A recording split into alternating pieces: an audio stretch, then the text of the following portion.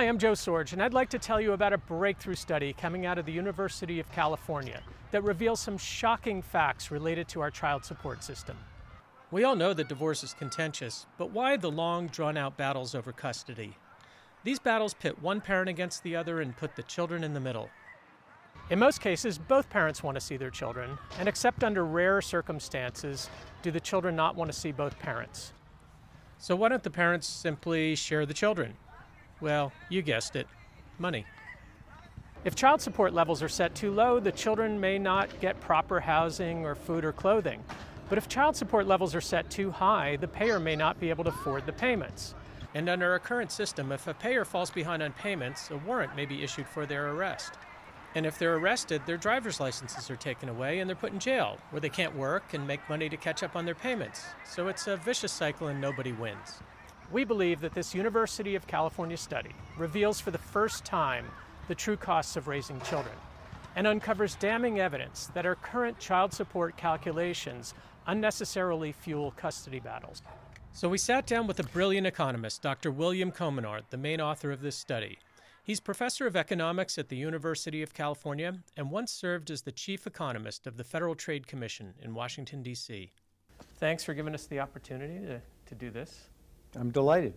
So if it costs $500 a month to raise a child in the state of Alabama, does every parent pay $500 a month? No, the state can set different amounts for wealthier parents than poorer parents, can set different amounts if there's 2 children or 3 children as opposed to 1 child in the household.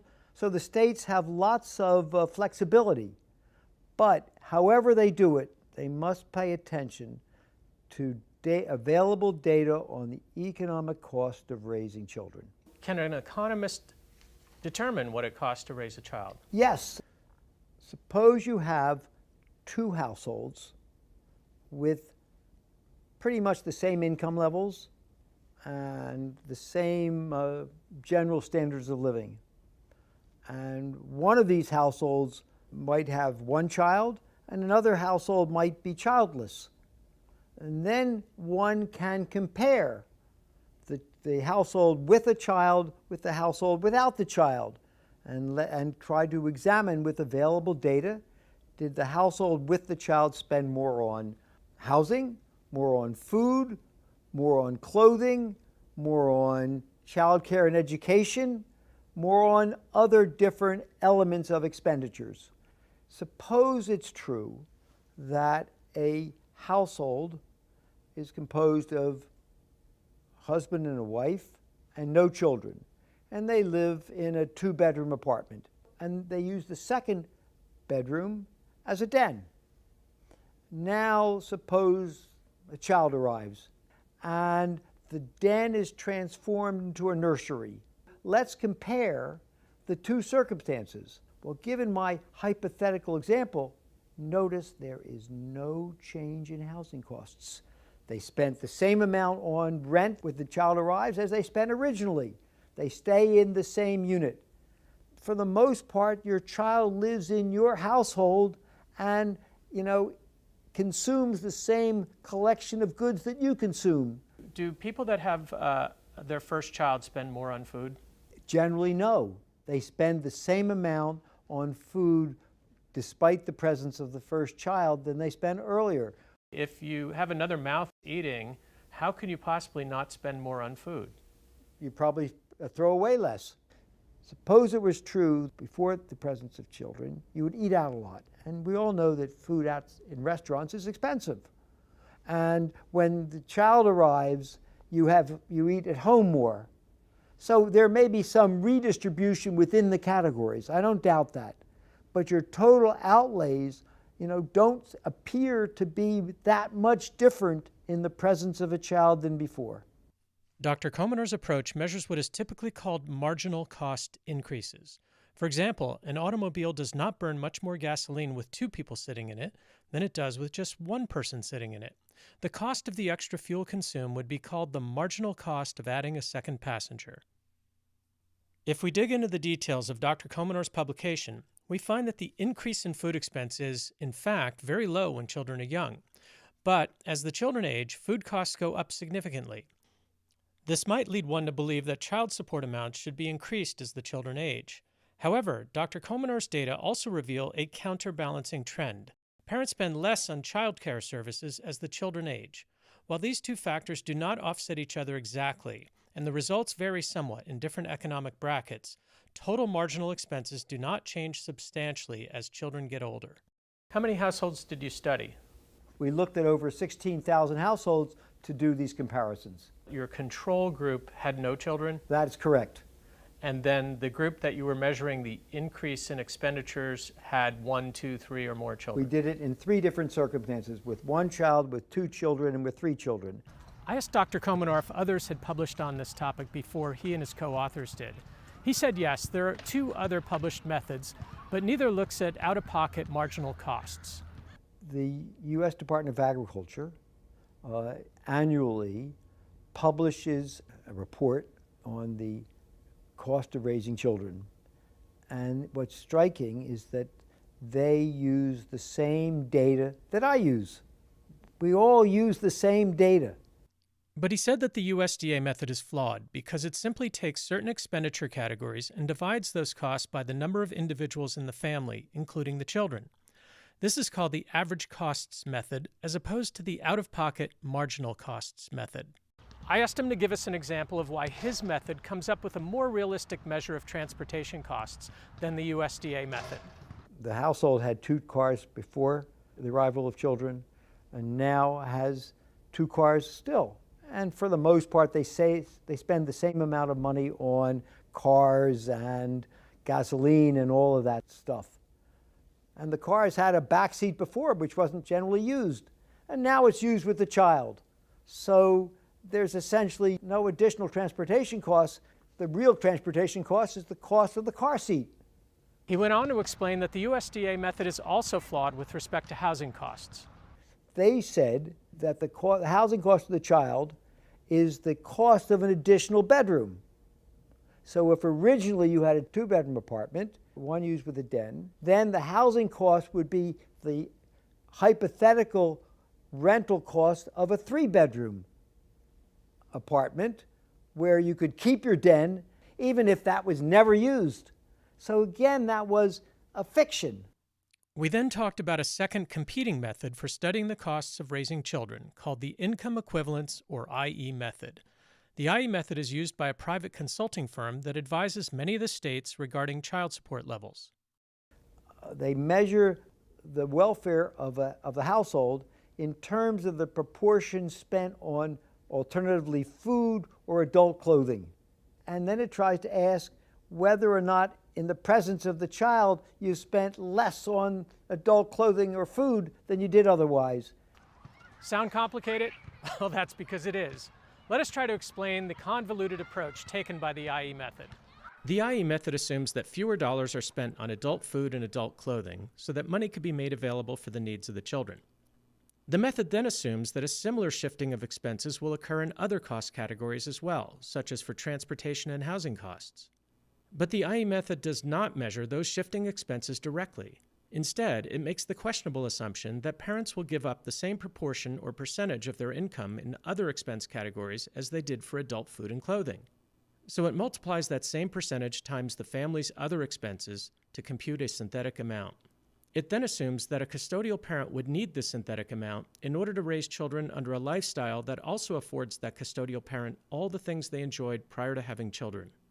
They're trying to assign a value to keeping the old lifestyle, even though you're living with a child and you don't follow the old lifestyle. You may not even want the old And you lifestyle. may not even want, that's exactly right, you may not even want the old lifestyle, but that's not taken into account in these other methods. It's a bizarre approach, I believe.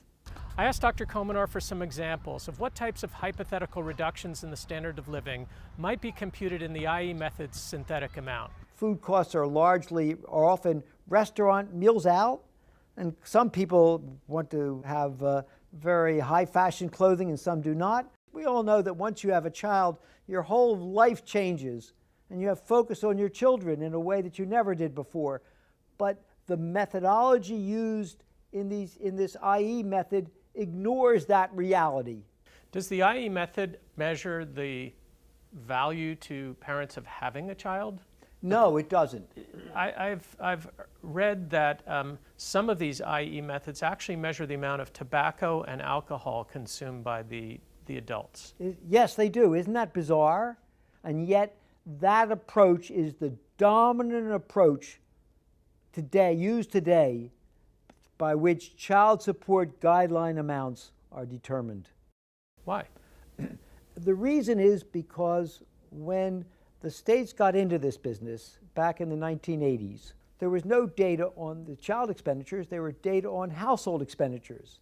And so they needed to find a way to go from available data for the household to that which it applies to the child. Did the IE method look at single parents with children?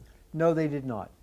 They only looked at married households. What about the USDA method? Did they look at single parents? Yes, they did. They did look at single parents as well as married parents. And did you look at single parents? Yes, I did.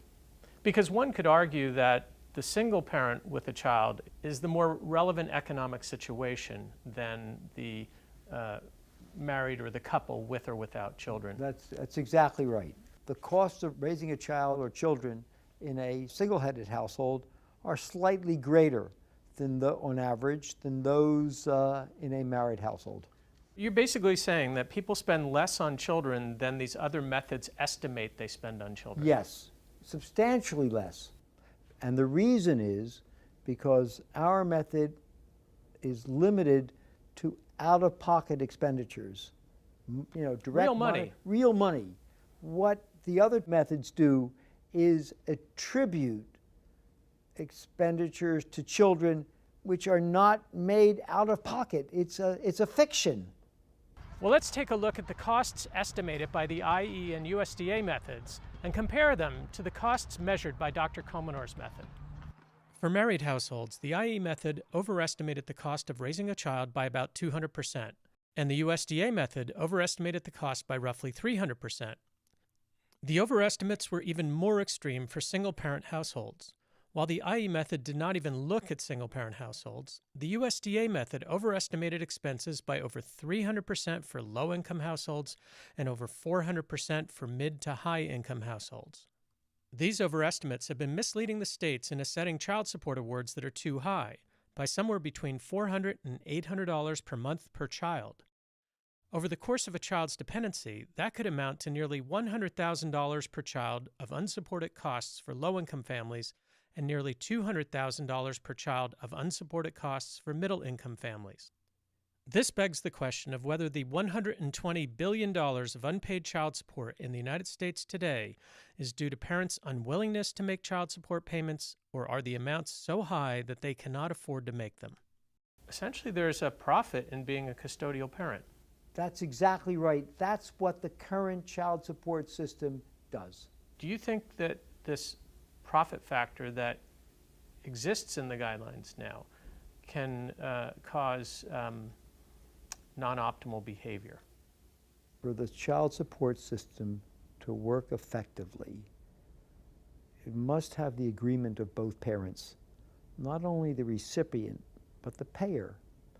And the payers recognize that the amount of money that they're obligated to pay exceeds the actual expenditures on the child. They know that. They live it.